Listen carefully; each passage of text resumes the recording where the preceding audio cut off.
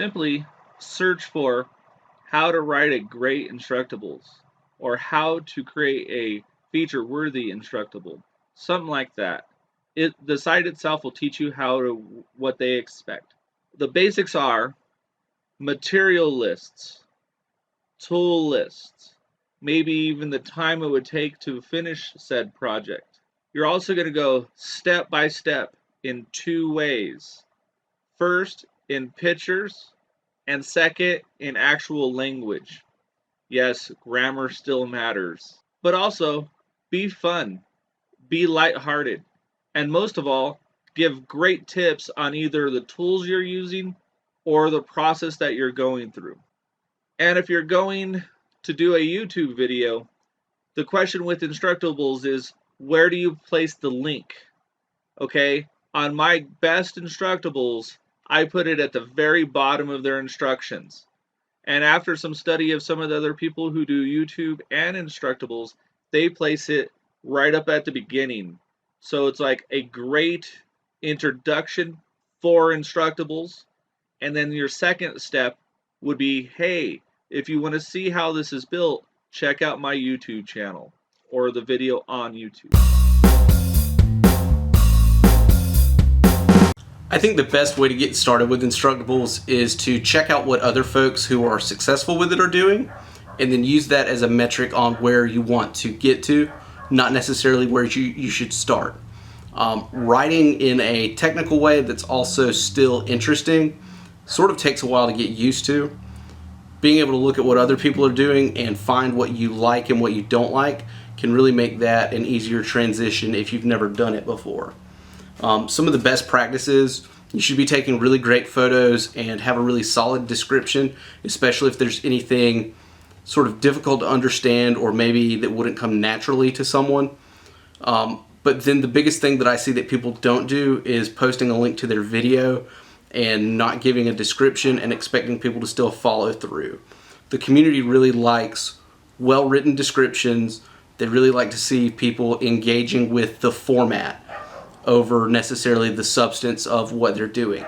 So make sure that you follow basically writing out a description and providing great photos, and you should be good. People also like to be entertained while they're reading. My most popular Instructable actually doesn't teach you how to do anything.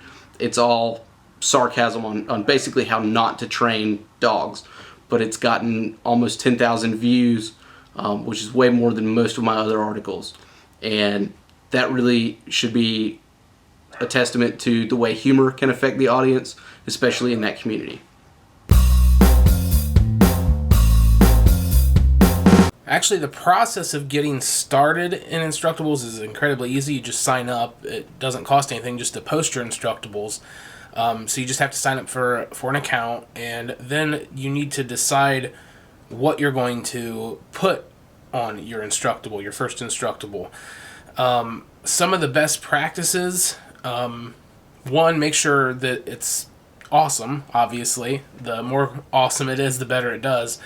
But as far as when it comes down to your Instructable, being detailed with steps, providing as much information as you can, including external links, links to other people's Instructables, links to your other Instructables, links to resources of materials, a material list, great pictures.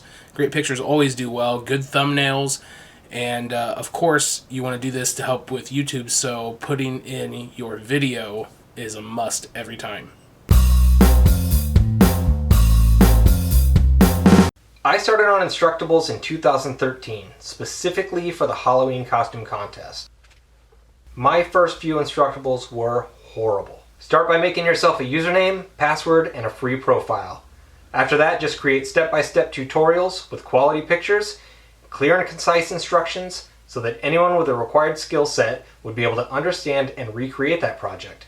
That's it. Value adds would include a material list, recommended tool list, measurements and or cut lists, attaching any plans, patterns, or sketches, and of course the embedded video. We've included a link to the Instructables featured checklist in the description below. Instructables has given us a batch of pro membership codes.